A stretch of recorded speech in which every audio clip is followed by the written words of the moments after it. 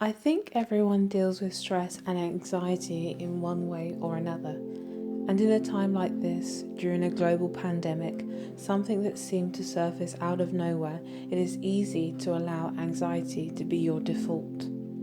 There are so many things almost begging for your anxiety. I mean, every time I watch the news, it's like they are announcing the world is about to come to an end in zero point 0.5 seconds. Truly, the only news they seem to report is the bad news. And that's the thing. If you are forced to, or really I should say choose to, focus on what is wrong, you can start to think that everything is wrong and completely shut your eyes to all the blessings around you.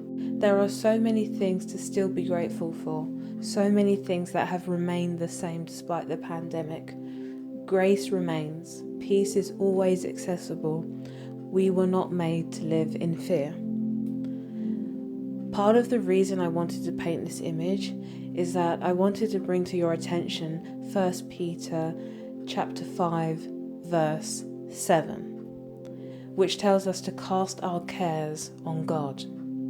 I looked up the word cast, and this is what it says: an act of throwing something forcefully. Note it says forcefully.